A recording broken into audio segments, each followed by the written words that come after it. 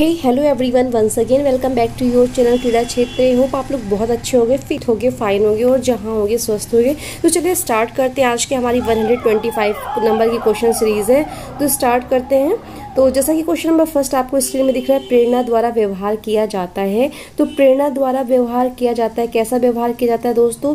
Option A है दृढ़, option B है कठोर, ऑप्शन सी है तेजित, ऑप्शन डी है अभिप्रेरित। तो प्रेरणा द्वारा हम लोग दृढ़ व्यवहार करते हैं। ओके, क्वेश्चन नंबर 2 है, जो प्रेरक सीखे जाते हैं उसे कहते हैं। क्या पूछा गया? जो प्रेरक सीखे जाते हैं मीन्स तो उसको अर्जित प्रेरक कहते हैं। जो मतलब जो सीखे जाते हैं, लर्निंग जिसको लर्न करते हैं हम लोग, सीखते हैं, वो अर्जित प्रेरक कहलाते हैं। ओके, क्वेश्चन नंबर 3 है, मीन्स पूछा गया मोटम धातु का अर्थ क्या होता है। तो मोटम जैसा क्या समझते हैं दोस्तों?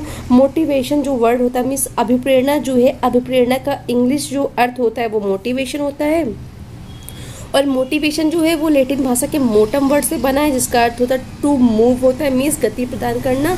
तो यहाँ पे ऑप्शन हमारा है move, motor, motion, insight to action. Option D यहाँ पे मतलब ये सारे जो होते हैं राइट होते हैं, ऑप्शन डी राइट होता है। ओके, क्वेश्चन नंबर 4 है, बाह्य प्रेरणा को कहते हैं। तो जो बाहरी प्रेरणा होती है, बाह्य प्रेरणा होती है, उसको हम लोग नकारात्मक प्रेरणा कहते हैं। क्वेश्चन नंबर 5 में पूछा गया अर्जित प्रेरक के अंतर्गत आते हैं। तो अर्जित प्रेरक के अंतर्गत क्या आता है दोस्तों? तो अर्जित प्रेरक के अंतर्गत बात करें तो ऑप्शन ए है जीवन, लक्ष्य व मनोवृत्तियां, ऑप्शन बी है पद व्यसन, ऑप्शन सी है आदत की व्यवस्था, ऑप्शन डी है उपयुक्त सभी। तो इसका राइट आंसर होप आपने गेस कर लिया होगा दोस्तों। राइट आंसर जो इसका होता है वो हमारा होता है यहाँ पे उपयुक्त सभी, मीन्स सभी होते हैं, ये सारे जो होते हैं यहाँ पे उपयुक्त सभी होते हैं। ओके, अगला क्वेश्चन हमारा क्वेश्चन नंबर 6 है। क्वेश्चन नंबर 6 में पूछा गया है दोस्तों, टेस्ट क्रिकेट में सर्वाधिक स्कोर बनाने का कीर्तिमान स्थापित किया है। तो जैसा कि आप जानते हैं, टेस्ट में एक पारी में जो सर्वाधिक स्कोर बनाने का जो किया है, स्कोर कीर्तिमान स्थापित किया है, वो ब्रायन लारा ने किया है। ओके, अगला क्वेश्चन नंबर 7 है, राष्ट्रीय शारीरिक शिक्षा एवं खेलकूद सोसाइटी का भारतीय खेल प्राधिकरण में कब विलय किया गया है? तो जो भारतीय खेल प्राधिकरण में विलय किया गया है राष्ट्रीय शारीरिक शिक्षा एवं खेलकूद सोसाइटी को, उसका हमारा जो विलय किया गया है वो हमारा 1987 में किया गया है। ओके, क्वेश्चन नंबर 8 में पूछा गया खेल प्रतिभा खोज छात्रवृत्ति राष्ट्रीय स्तर पर कितने रुपए दी जाती है? तो सबसे पहले इसके बारे में जानते हैं, ये आखिर हमारी राष्ट्रीय खेल प्रतिभा खोज है क्या, कब शुरुआत हुई है? तो दोस्तों जैसा कि राष्ट्रीय खेल प्रतिभा का जो पूरा नाम है national sports talent search scheme, means कह सकते हैं इसको हम लोग शॉर्टकट में NSTSS बोलते हैं, means national sports talent search scheme इसको बोलते हैं। ये जो योजना है दोस्तों 2017 में स्टार्ट की गई थी। ठीक है, 8 से 12 वर्ष तक के बच्चों के लिए स्टार्ट की गई थी। और इसमें जो छात्रवृत्ति पूछी गई है वो 5 लाख रुपए है।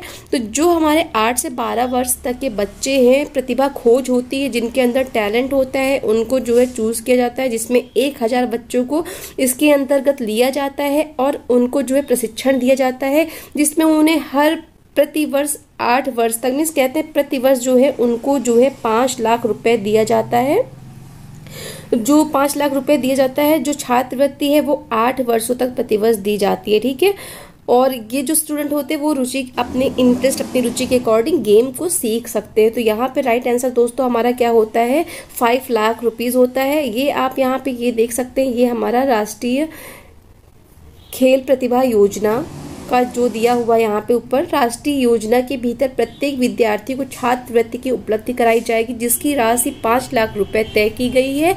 और ये छात्रवृत्ति अगले 8 वर्षों तक प्रतिवर्ष विद्यार्थी को मिलेगी, जिसके जरिए वे अपनी रुचि के अनुसार खेल में प्रशिक्षण हासिल कर सकेंगे। ठीक है, तो ये स्टार्ट कब की गई है? 2017 में स्टार्ट की गई है। ओके, होप आप सबको समझ में आ गया होगा। तो यहाँ पे इसका राइट आंसर जो है 5 लाख रुपीज़ है। अगला क्वेश्चन है हमारा कि विश्व एथलेटिक्स महासंघ द्वारा किस पुरुष एथलीट को वर्ष 2011 में सर्वश्रेष्ठ एथलीट घोषित किया गया है? तो सर्वश्रेष्ठ एथलीट हमारा उसेन बोल्ट को घोषित किया गया है। ओके, अगला क्वेश्चन दोस्तों हमारा है जिसमें पूछा गया है कि महिला राष्ट्रीय खेल महोत्सव की शुरुआत कब हुई है? तो महिला राष्ट्रीय खेल महोत्सव की शुरुआत सन 1975 में हुई है। तो क्वेश्चन नंबर हमारे 11 में पूछा गया हमारे हृदय कोष्ठों की संख्या कितनी है? तो जैसा कि आप जानते होंगे हमारे हृदय कोष्ठों की संख्या 4 होती है। ये आप यहाँ पे देख सकते हैं, कोष्ठों की संख्या 4 होती है, मीन्स कह सकते हैं 2 आलिंद होते, 2 निलय होते, ठीक है। ऊपर हमारे ये जो होता है left auricle, right auricle, left ventricle, right ventricle होता है, ठीक है। दो यहाँ पे कह सकते हैं चार जो होते हैं, फोर चार होते हैं, यहाँ पे राइट आंसर 4 होता है, जो चार कोष्ठ बोलते हैं जिनको। तो हमारे हृदय की जो कोष्ठों की संख्या होती है वो 4 होती है। ओके, तो क्वेश्चन नंबर 11 में पूछा गया दोस्तों, निम्न में से कौन है जो पूरे शरीर में रक्त की आपूर्ति करता है? तो राइट आंसर इसका धमनियां होता है, जो कि हमारे रक्त की आपूर्ति करता है। ओके, क्वेश्चन नंबर 30 में पूछा गया, रक्त के प्लाज्मा में जल होता है? तो रक्त के प्लाज्मा में 90% जो होता है जल होता है।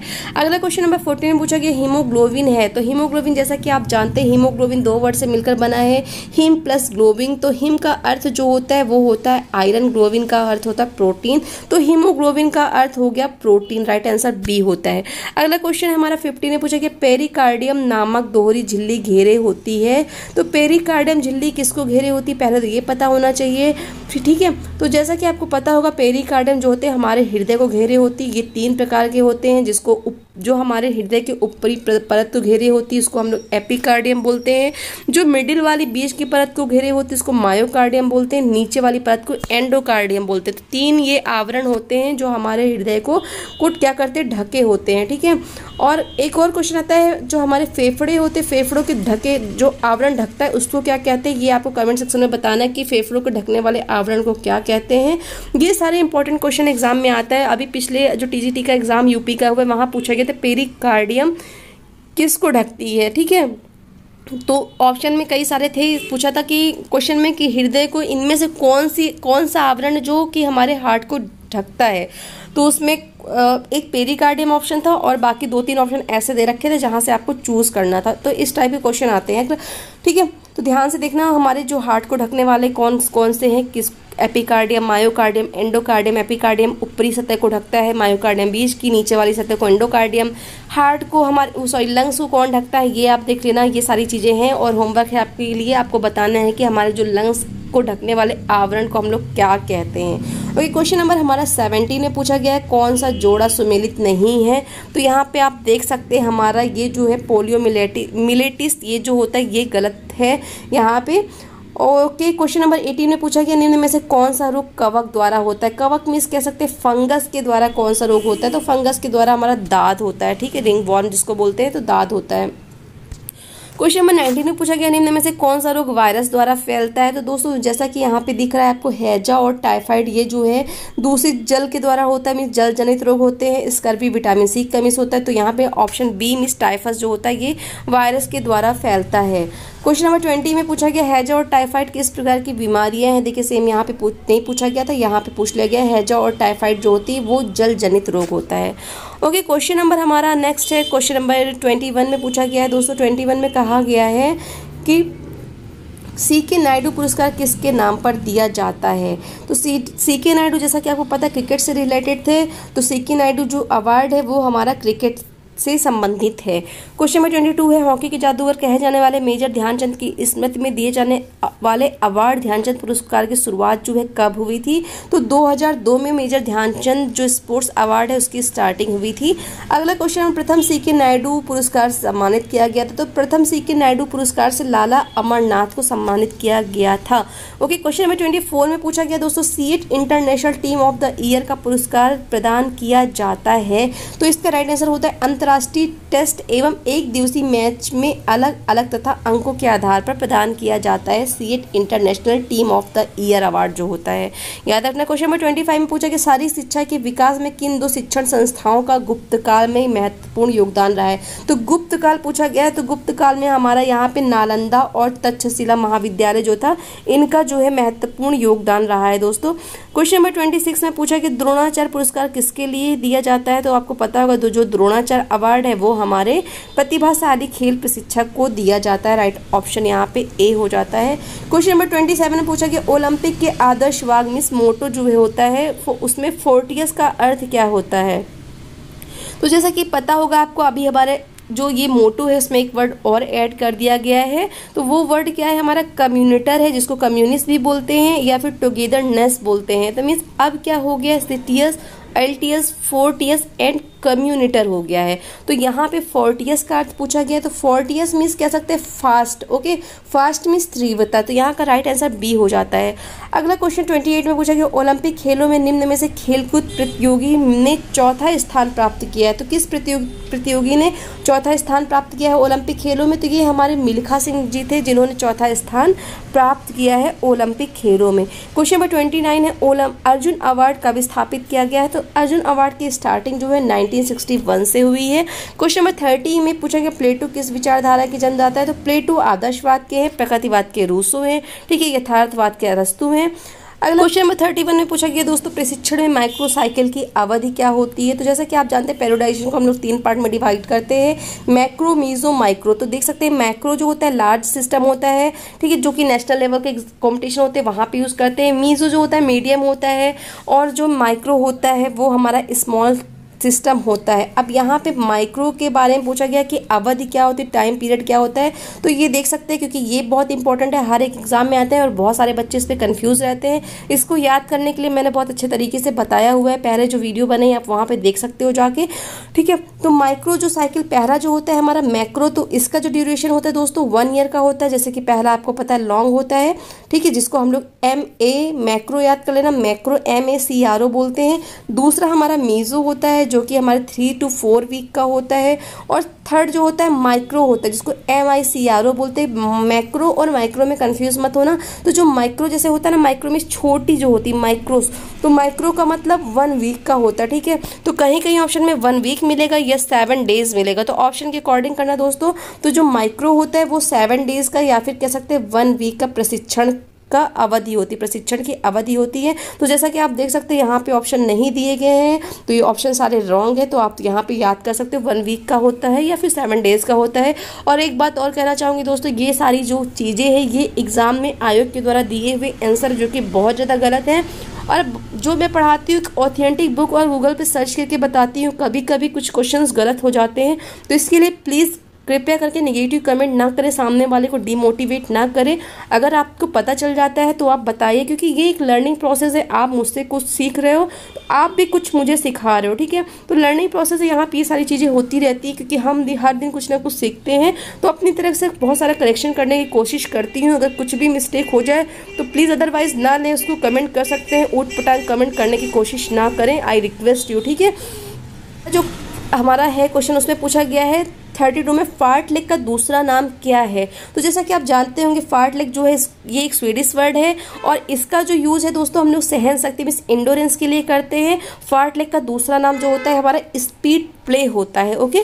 क्वेश्चन नंबर हमारा 33 में पूछा गया टैक्टिकल मीन्स याद रखना टेक्निकल नहीं पूछा है, टैक्टिकल पूछा गया। टैक्टिकल ट्रेनिंग का यूज़ कब करते हैं? तो टैक्टिकल होता क्या है दोस्तों? टैक्टिकल मतलब होता है रणनीति बनाना। अब रणनीति आप कब बनाओगे? जब आप की स्किल बेटर होगी, आप गेम में परफॉर्मेंस में अच्छे होगे, तब ना आप जो है टैक्टिस बनाओगे, रणनीति बनाओगे। तो ऑप्शन यहाँ पे देख सकते हैं, ऑप्शन के अकॉर्डिंग यहाँ पे बिल्कुल राइट आंसर हमारा होता है बी, मिस स्किल सीखने के बाद हम लोग टैक्टिस जो होती है टैक्टिकल ट्रेनिंग का यूज करते हैं आफ्टर स्किल सीखने के बाद, ठीक है। क्वेश्चन नंबर 34 में पूछा गया है हृदय शोषण क्षमता किससे संबंधित है? तो जो ये हृदय शोषण क्षमता है दोस्तों है ये हमारे सामान्य शारीरिक सहन शक्ति से संबंधित है। ओके, क्वेश्चन नंबर 35 में पूछा गया सीखने के अंतर्दृष्टि सिद्धांत को इनमें से किस नाम से जाना जाता है? तो सीखने का अंतर्दृष्टि का जो सिद्धांत है पावलोक ने दिया, जिसको हम लोग गेस्टाल्ट सिद्धांत के नाम से भी जानते हैं। क्वेश्चन नंबर 36 में पूछा गया खेल मनोविज्ञान अध्ययन करता है। तो खेल मनोविज्ञान किसका अध्ययन करता है दोस्तों? तो खेलों में मनोवैज्ञानिक स्थितियों का अध्ययन करता है। मीन्स यहाँ पे ऑप्शन सी जो होता है बिल्कुल करेक्ट होता है। अगला क्वेश्चन हमारा क्वेश्चन नंबर 37 है खेल संबंधी घावों में रिहैबिलिटेशन किसके प्रयोग के द्वारा किया जाता है? तो ये जो होता है ये क्वेश्चन हमारा राजस्थान के एग्जाम में आया हुआ है। जब हमने पेपर सॉल्व किया था वहाँ पे ये क्वेश्चन हमें मिला था, अगर याद होगा आपको, तो वहाँ पे क्वेश्चन पूछा गया है दोस्तों। तो इसका राइट आंसर करेक्टिव एक्सरसाइज होता है, ठीक है। करेक्टिव एक्सरसाइज के द्वारा हम लोग जो होते जो हमारे रिहैबिलिटेशन होते हैं तो इसके प्रयोग द्वारा हम जो घाव होते चोट होती है उसको ठीक कर सकते हैं, ठीक है, प्रयोग करके ठीक कर सकते हैं करेक्टिव एक्सरसाइज का। क्वेश्चन नंबर 38 में पूछा गया सहन शक्ति क्रियाओं के प्रदर्शन में हानिकारक प्रभाव किसका होता है? तो ये हाई एल्टीट्यूड में जो परफॉर्मेंस होती है उच्च स्तरीय, तो वो जो होता है वो हमारे लिए अफेक्टिव होता है, मीन्स हानिकारक होता है। ओके, किसके लिए? इंडोरेंस के लिए। क्वेश्चन नंबर 39 में पूछा गया है एक लंबी दूरी के धावक के लिए खुराक में अधिक मात्रा किसकी होनी चाहिए? तो दोस्तों कार्बोहाइड्रेट की होनी चाहिए। क्वेश्चन नंबर 40 में पूछा गया किसके लिए डाइट का प्रमुख हिस्सा प्रोटीन से निर्मित होता है? तो देख सकते हैं ऑप्शन स्ट्रेंथ डोमिनेटिंग स्पोर्ट्स के लिए या फिर इंडोरेंस डोमिनेटिंग स्पोर्ट्स के लिए। तो इसका जो राइट आंसर दोस्तों होता है वो हमारा स्ट्रेंथ डोमिनेटिंग स्पोर्ट्स के लिए होता है। ओके, और क्वेश्चन नंबर 40 का ऑप्शन ए जो होता है वो राइट होता है। क्वेश्चन नंबर 41 में पूछा गया है दोस्तों 41 में विटामिन सी का प्रमुख स्रोत क्या है? तो विटामिन सी जानते हैं खट्टी चीज़ों में मिलता है, तो संतरा यहाँ पे इसका प्रमुख स्रोत है। क्वेश्चन नंबर 42 में पूछा गया इनर लोड के लक्षण है। इनर लोड का जैसा लक्षण क्या होता है दोस्तों? पसीना आना, त्वचा का रंग काला नीला पीला पड़ जाना, एकाग्रता का हास होना, ये सारे इनर लोड के लक्षण सिम्टम्स हैं।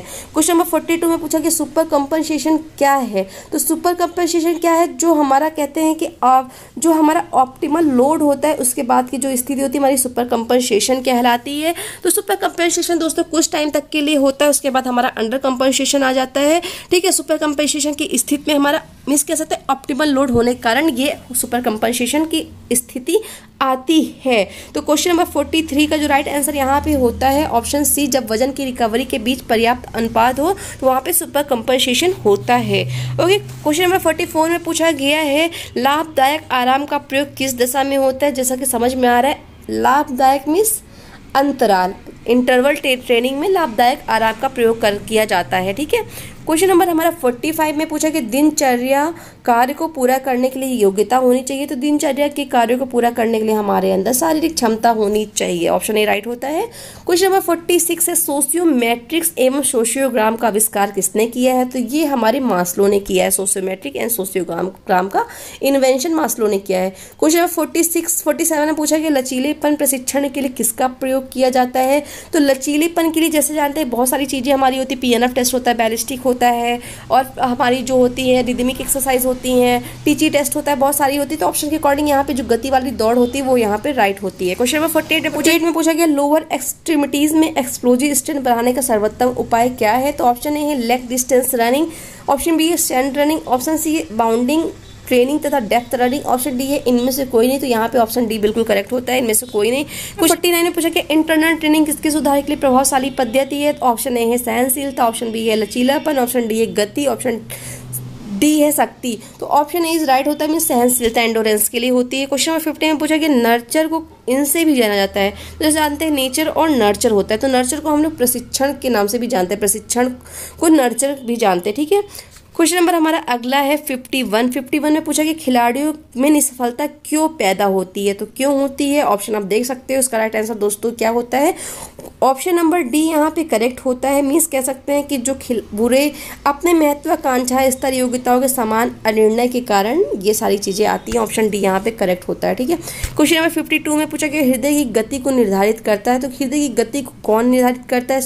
Means pacemaker, AC node या AV नोड कौन निर्धारित करता है? दोस्तों तो आप समझ गए होंगे जो हमारा AC नोड होता है वो जो होता है निर्धारित करता है, क्या निर्धारित करता है? हमारे हृदय की गति को। ओके, क्वेश्चन नंबर 53 में सॉरी पूछा गया हृदय की गतिविधि के चरण होते हैं। तो सिस्टोल डायस्टोल AB दोनों, तो यहाँ पे आप समझ गए होंगे A और B दोनों करेक्ट होते हैं।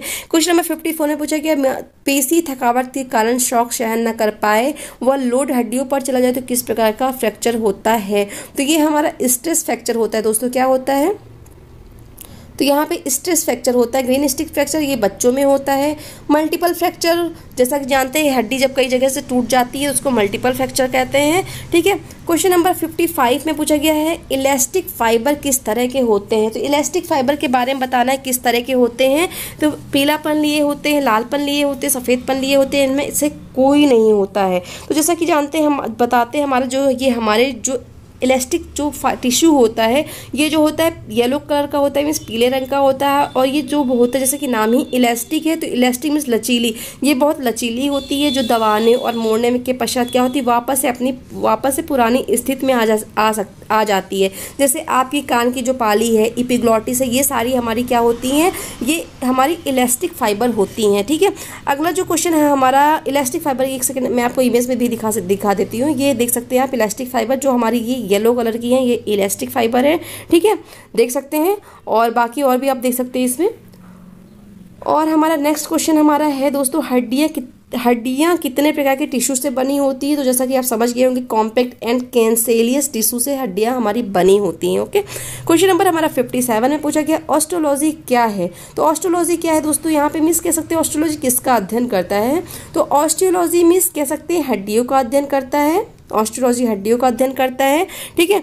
मांसपेशियों का अध्ययन हमारा मायोलॉजी करता है, जोड़ों का अध्ययन हमारा ऑर्थोलॉजी करता है, और हिस्टोलॉजी टिश्यू का अध्ययन करता है। क्वेश्चन नंबर 58 में पूछा गया मुखौटा शब्द संबंधित है। मुखौटा जैसा कि आप समझ गए होंगे, मुखौटा जो होता है ये हमारे व्यक्तित्व जो पर्सनालिटी होती है ना, पर्सनालिटी से संबंधित है। तो ऑप्शन यहाँ पे जो 58 का करेक्ट होता है वो क्या होता है दोस्तों, 58 का राइट आंसर जो होता है ऑप्शन नंबर सी जो होता है बिल्कुल करेक्ट होता है। क्वेश्चन नंबर 59 में पूछा गया समानता सीखने के वक्र कितने होते हैं। तो सीखने के वक्र जैसे कि आप जानते हैं जो हमारा अधिगम होता है वो 3 प्रकार का होता है, ठीक है। 3 टाइप का होता है जैसे कि जानते हैं पॉजिटिव, नेगेटिव एंड जीरो, ठीक है, ये होता है। क्वेश्चन नंबर 60 में पूछा गया हमारा सीइंग शब्द किस खेल संबंधित है। जो ये सीइंग शब्द है वो दोस्तों हमारे बास्केटबॉल से रिलेटेड है, ऑप्शन ए यहाँ पे करेक्ट होता है। क्वेश्चन नंबर 61 में गुरु हनुमान सिंह को किस खेल में द्रोणाचार्य पुरस्कार मिला है। तो गुरु हनुमान सिंह को हमारे कुश्ती में द्रोणाचार्य अवार्ड मिला है। ओके, क्वेश्चन नंबर हमारा अगला 62 है वह फ्रैक्चर जिसमें हड्डी व त्वचा दोनों टूटती हैं वह संक्रमण का खतरा बन जाता है। तो ये जो होता है दोस्तों हमारा यहाँ पे मिश्रित फ्रैक्चर होता है, जिसके कारण क्या होता है हड्डी टूट के कई टुकड़ों में टूट जाती है, और जो होती है वो हमारा इन्फेक्शन पैदा कर देती है, स्किन में संक्रमण का खतरा इसके द्वारा बना होता है। तो इससे रिलेटेड भी हमने वीडियो बनाए हैं दोस्तों, बहुत अच्छे से समझाया, प्लेलिस्ट में जाके चेक कर सकते हो, ठीक है। क्वेश्चन नंबर 63 में बताया गया है, क्वेश्चन में पूछा गया है 63 में निम्न में से कौन सा वजन सहित शक्ति विकास का व्यायाम है। तो यहाँ पे bench press, upright curls, upright press, ये सारे जो है हमारे वजन सहित जो है शक्ति के विकास के व्यायाम है। क्वेश्चन नंबर 64 में पूछा गया शक्ति विकसित करने के बुनियादी ढंग हैं। तो शक्ति विकसित करने के बुनियादी ढंग कौन से पूछा गया, ऑप्शन ए है आइसोमेट्रिक मीन्स स्टैटिक प्रशिक्षण, आइसोटोनिक डायनामिक प्रशिक्षण, आइसोकाइनेटिक प्रशिक्षण या उपरोक्त सभी। तो यहाँ पे दोस्तों एक बात और कर लेते हैं, क्वेश्चन कभी कभी ये भी आता है स्टैटिक प्रशिक्षण किससे कहते हैं, डायनामिक प्रशिक्षण किससे कहते हैं। तो याद रखना स्टैटिक मीन्स आइसोमेट्रिक और डायनामिक मीन्स आइसोटोनिक। ऐसा क्वेश्चन हमारे पीजीटी टीजीटी का जो एग्जाम हुआ था वहाँ पे पूछा गया था, पुराना पेपर आप निकाल के देख सकते हो। तो यहाँ पे राइट आंसर जो दोस्तों होता है वो हमारा होता है आइसोकाइनेटिक प्रशिक्षण जो होता है यहाँ पे राइट होता है, ऑप्शन सी इज करेक्ट होता है, ठीक है। 64 का क्वेश्चन नंबर हमारा है 65 में पूछा गया रक्त के पीएच का नियमन।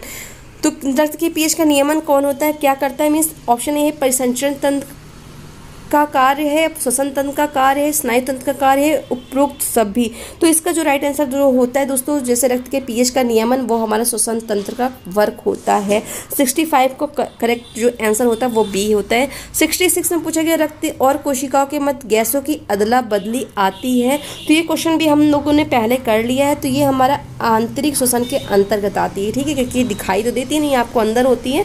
तो ये अदला बदली जैसे कि आपको पता है गैसों का जो आदान प्रदान एक्सचेंज प्रोसेस होती है वो हमारे एल्वोलाई में होती है। ओके, क्वेश्चन नंबर 67 में पूछा है टेलर्स मसल का नाम क्या है। तो सार्टोरियस जो है टेलर मसल का नाम है। इससे रिलेटेड भी मैंने दोस्तों वीडियो बनाया हुआ है जिसमें सारे मसल्स के निक नेम दिए हुए हैं, क्या क्या है उसको भी आप जाके देख सकते हो, ठीक है। क्वेश्चन नंबर हमारा अगला 68 में पूछा गया सीखना मीन्स लर्निंग मुख्य रूप से निर्भर करती है। तो लर्निंग मुख्यतः किस पर निर्भर करती है दोस्तों, ये क्वेश्चन बड़ा डाउट में था क्योंकि यहाँ पे राइट आंसर शारीरिक गठन पे दिया हुआ है। तो ये तो रॉन्ग है क्योंकि ये सही नहीं है। तो यहाँ पे मेरे अकॉर्डिंग जो है मेरे हिसाब से परिपक्वता पर हो सकता है। तो आप इसका आंसर अगर आपको पता है तो आप कमेंट सेक्शन में क्लियर कर सकते हो। अगर पता है, जैसा कि मैंने बताया लर्निंग प्रोसेस है, तो मैं भी एक इंसान हूँ, ह्यूमन हूँ। तो अगर आपको पता है तो आप मुझे बता सकते हो। मुझे जो लगा वो मैंने बता दिया क्योंकि डाउट है इसलिए मैंने क्लियर कर दिया, नहीं तो मैं कुछ भी आपको बता देती। तो आप बता सकते हो क्योंकि मेरे अकॉर्डिंग मुझे लग रहा है परिपक्वता पर होता है, क्योंकि आयोग ने जो बताया वो शारीरिक गठन बताया, बट ये मुझे सही नहीं लग रहा है, ठीक है। अगले क्वेश्चन की तरफ चलते हैं। 69 में 11 से 14 वर्ष की आयु विकास एवं वर्धन की होती जिसे कहते हैं। तो जैसा कि पता है 11 to 14 ईयर्स हमारी प्यूबर्टी होती है, ठीक है। और इन्फेंसी क्या होती है आपको बताने कमेंट सेक्शन में, इन्फेंसी किस काल को कहते हैं, ठीक है। इन्फेंसी कौन से काल को हम लोग इन्फेंसी कहते हैं, ठीक है। क्वेश्चन नंबर 17 है बाराबती स्टेडियम कहाँ स्थित है। जैसा कि आपको पता है हमारा बाराबती स्टेडियम कटक में स्थित है। क्वेश्चन नंबर 71 में पूछा कि कीचड़ स्नान प्रचलित है, तो कीचड़ स्नान हमारा एथेंस में प्रचलित है, ये भी हम लोग क्वेश्चन कर चुके हैं। क्वेश्चन नंबर 72 में पूछा कि खेल प्रबंधन क्या है, तो खेल प्रबंधन एक कला और विज्ञान दोनों है, ऑप्शन यहाँ पे सी जो है वो करेक्ट होता है। क्वेश्चन नंबर 72 में पूछा गया है 73 में अपील कमेटी में ज्यूरी में शामिल होने चाहिए, तो कितने सदस्य शामिल होने चाहिए दोस्तों ज्यूरी में, तो यहाँ पे राइट आंसर हमारे 3 से 5 व्यक्ति होते हैं, राइट होता है। क्वेश्चन नंबर 74 शरीर क्रिया विज्ञान से आप क्या सीखते हो, तो क्या सीखते हो शरीर क्रिया विज्ञान से, तो जैसा कि आप सभी जानते हो शरीर क्रिया विज्ञान से हम लोग मानव शरीर की क्रियाओं के बारे में सीखते हैं। क्वेश्चन नंबर 75 है हेप्टाथलॉन में कितने इवेंट्स होते हैं, तो हेप्टाथलॉन में हमारे 7 इवेंट्स होते हैं जो कि फीमेल के लिए होता है, डेकाथलॉन में 10 इवेंट्स होते हैं जो कि मेल के लिए होता है। क्वेश्चन नंबर 76 में पूछा गया बॉक्सिंग में एक राउंड की अवधि कितनी होती है, तो जैसा कि आप सभी जानते हैं बॉक्सिंग में एक राउंड की अवधि जो होती है वो 3 मिनट की होती है। क्वेश्चन नंबर 77 में पूछा गया जूडो में अधिकतम पॉइंट क्या होता है, तो जूडो में अधिकतम जो पॉइंट होता है वो इप्पोन होता है, क्या होता है, इप्पोन होता है। क्वेश्चन नंबर 78 में पूछा गया ओलंपिक खेल आयोजित होते हैं, जैसा कि आपको पता है ओलंपिक खेल हमारे हर 4 वर्ष के अंतराल में आयोजित होते हैं और उनके जो बीच में गैप होता है उसको हम लोग ओलंपियाड कहते हैं। क्वेश्चन नंबर 79 में पूछा गया है भारतीय खेल प्राधिकरण की स्थापना कब हुई है, तो भारतीय खेल प्राधिकरण की स्थापना जैसा कि आपको पता होगा कब हुई है, ऑप्शन आप देख सकते हो कब हुई है, तो राइट आंसर होप आपने गेस कर लिया होगा। तो यहाँ पे जो भारतीय प्राधिकरण की स्थापना है वो जनवरी 1984 में हुई है। अगला क्वेश्चन हमारा है भारतीय खेल प्राधिकरण के प्रथम महानिदेशक कौन थे, तो प्रथम महानिदेशक मेजर जनरल नरेंद्र सिंह थे। ओके, क्वेश्चन नंबर हमारा 81 में पूछा गया है A.S. तलवार भारतीय खेल प्राधिकरण के प्रथम क्या थे, तो A.S. तलवार भारतीय प्राधिकरण के प्रथम सचिव थे। क्वेश्चन नंबर 82 में शारीरिक शिक्षा का प्रबंधन एक प्रशासन एक प्रक्रिया है, तो ये क्या है, एक विकासशील प्रक्रिया है। क्वेश्चन नंबर हमारा 110 मीटर हर्डल जो प्रतियोगिता होती है उसकी ऊंचाई पूछी गई है, तो 110 मीटर हर्डल रेस जो होती है वो जैसा कि पता है वो मेल के लिए होती है, फीमेल के लिए नहीं होती। इसकी हाइट क्या होती है, तो आप समझ गए होंगे 1.067 मीटर होती है। अगला क्वेश्चन है डेड बॉल शब्द का प्रयोग किस खेल से संबंधित है, डेड बॉल का जो संबंध है वो हमारे किससे रिलेटेड है दोस्तों, आप समझ गए होंगे। तो डेड बॉल का जो संबंध है वो हमारे क्रिकेट से है, ऑप्शन सी यहाँ पे बिल्कुल करेक्ट होता है। क्वेश्चन नंबर 85 में पूछा कि कैप्टन रूप सिंह स्टेडियम कहाँ पर स्थित है, तो कैप्टन रूप सिंह स्टेडियम जो है हमारे झांसी में स्थित है। ओके, क्वेश्चन नंबर 86 में पूछा गया मोइनुद्दौला कप किस खेल से संबंधित है, तो ये जो कप है दोस्तों ये हमारे क्रिकेट से संबंधित है। क्वेश्चन नंबर हमारा अगला है ओलंपिक छल्लों में रिंग होते हैं उनके रंगों के क्रम बताना है, तो क्या राइट है, तो ये आप यहाँ देख सकते हो, ये मैंने यहाँ पे इमेज इसकी लगाई है। तो इसका जो होता है यूरोप मीन्स नीला जो होता है यूरोप का होता है, जिसको मैंने बताया था याद करने का तरीका यूनी AP, ठीक है, यूनी AP अल, ठीक है, आग बताया था, मीन्स यूनी कह सकते हैं हम लोग यूनान का नीला, फिर AP मीन्स एशिया का पीला, अक मीन्स जो होता है अफ्रीका का काला, अल मीन्स अमेरिका का लाल, आह मीन्स जो होता है ऑस्ट्रेलिया का हरा होता है। तो ये हमारा एक तरीका था याद करने का, जो कि जब मैं बीपीएड करी थी तब मैंने याद किया था, तो याद है, मैंने कहा नहीं ट्रिक अपने अकॉर्डिंग बनाना तो याद रहेगा, यूनी AP अक आह अल। तो यहाँ पे करेक्ट आंसर जो होता है होप आपने गेस कर लिया होगा क्या होता है।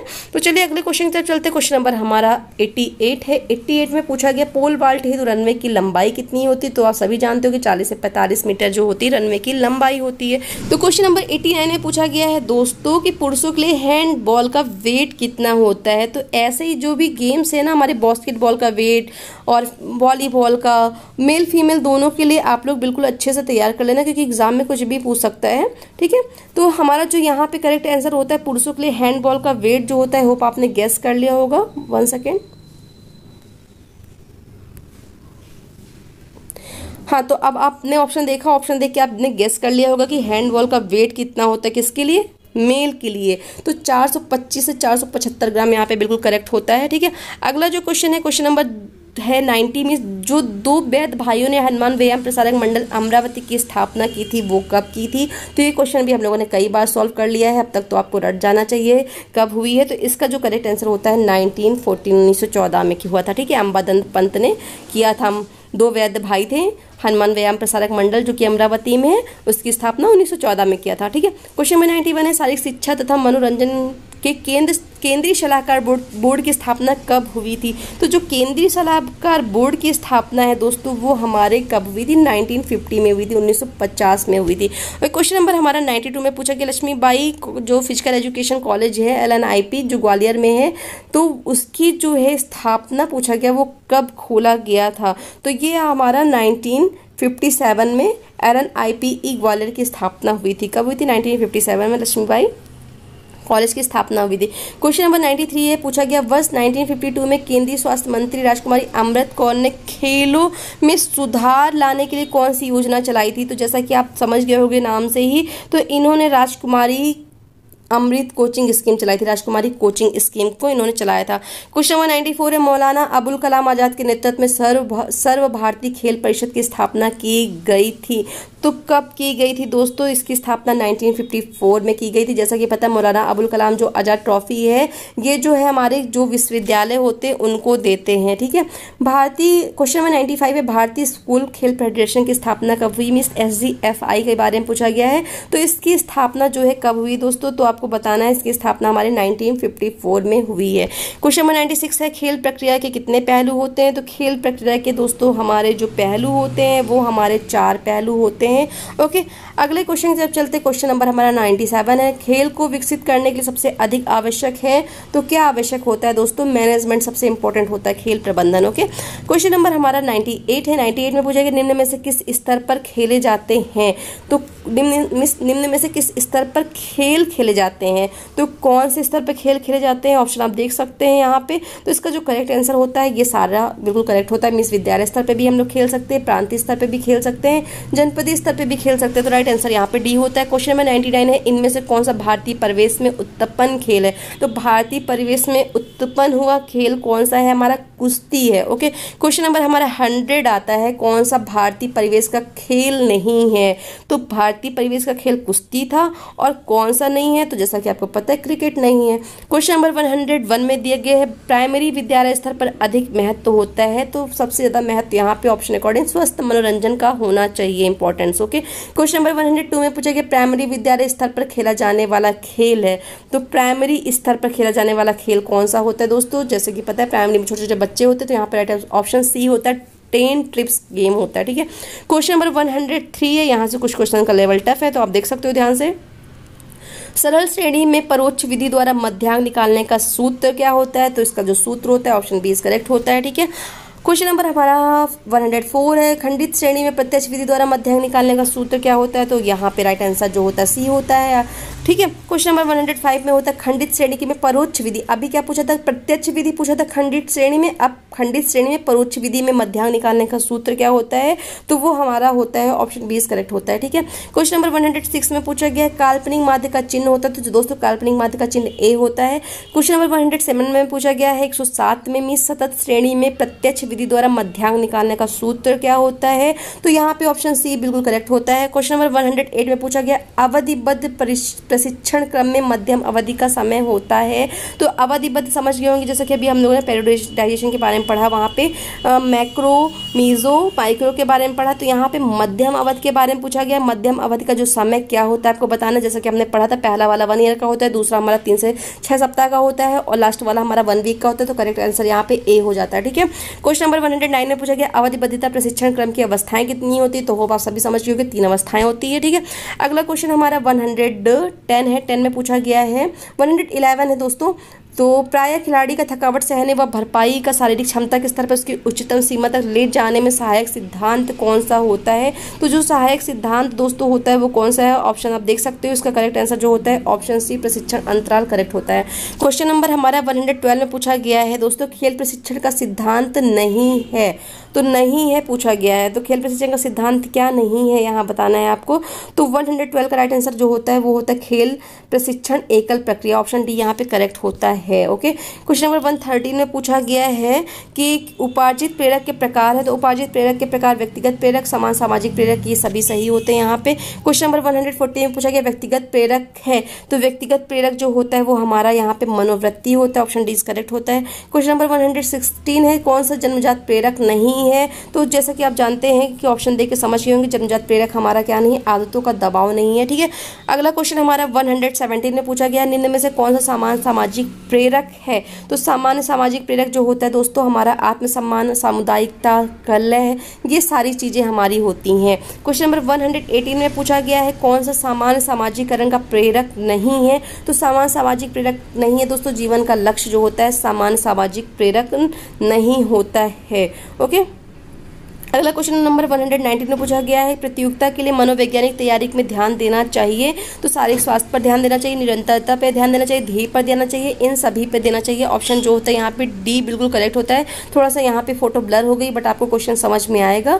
ठीक है, क्वेश्चन नंबर हमारा नेक्स्ट है कि प्रतियोगिता के लिए मनोवैज्ञानिक तैयार में, ये तो हो गया। क्वेश्चन नंबर 120 की बात करते हैं कौन सा सिद्धांत प्रशिक्षण से जुड़े कार्यक्रम निश्चित करते समय शारीरिक अवस्था का ध्यान रखने के लिए कहता है, तो कौन सा सिद्धांत कहता है दोस्तों, व्यक्तिगत क्षमता का सिद्धांत कहता है, ऑप्शन बी राइट होता है। क्वेश्चन नंबर 121 में पूछा कि कौन सी प्रशिक्षण पद्धति किस सभी प्रकार के बल का विकास करती है, तो कौन सी प्रशिक्षण पद्धति होती है जो सभी प्रकार के बल का प्रयास करती है, वो हमारी जो होती है साधारण प्रशिक्षण पद्धति होती है। ठीक, ऑप्शन ए जो होता है करेक्ट होता है। क्वेश्चन नंबर 122 में पूछा 15 वर्ष की आयु की प्रशिक्षण प्रबलता होती है, जो 15 वर्ष की आयु तक के बच्चों के लिए जो प्रशिक्षण की प्रबलता होनी चाहिए, परसेंटेज होनी चाहिए, वो 20 से 50% होनी चाहिए। ठीक है, और जो 30 से 60% प्रबलता किस आयु के बच्चों में होनी चाहिए, तो 30 से 60 वर्ष की जो प्रबलता होती है दोस्तों वो हमारे जो बच्चे मीन्स कहते हैं जो हमारे 16 वर्ष के बच्चे होते हैं उनमें जो होता है 30 से 60% का होना चाहिए। ठीक है, और जो हमारा 17 वर्ष की आयु के प्रशिक्षण की प्रबलता कितनी होती है, जो 17 वर्ष के बच्चे होते हैं उनके लिए प्रशिक्षण की जो प्रबलता होती है वो 40 से 70% होती है। क्वेश्चन नंबर 125 है और ये लास्ट क्वेश्चन है आज का। भारत के लिए अनूप श्रीधर किस खेल से संबंधित है, तो अनूप श्रीधर का संबंध बैडमिंटन से है। किससे है, बैडमिंटन से है। तो आज की यहाँ पे 125 की क्वेश्चन सीरीज कंप्लीट होती है। होप आपने बहुत अच्छा स्कोर गेन किया होगा, क्वेश्चन समझ में आया होगा, कुछ डाउट होगा, कुछ जो प्रॉब्लम होगी, कुछ करेक्शन करना होगा, कुछ रॉन्ग होगा तो कमेंट सेक्शन में आप कमेंट करके बता सकते हो, बट विदाउट निगेटिव कमेंट। आप निगेटिव कमेंट ना करें, अच्छे से बताएं, मुझे भी मोटिवेट रहने दें, प्लीज़ डीमोटिवेट ना करें। ठीक है, क्योंकि मैंने बताया this is a learning process, आप मुझसे कुछ सीख रहे हो तो यार मैं भी आपसे कुछ सीख रही हूँ। तो वही कहना चाहूँगी यार दोस्तों लास्ट में, अच्छा लगे तो लाइक शेयर सब्सक्राइब करना मत भूलना, बेल आइकन को प्रेस कर लेना ताकि आने वाली हर एक नोटिफिकेशन आपको मिल सके। तब तक के लिए आपको नमस्कार, आपका दिन शुभ हो।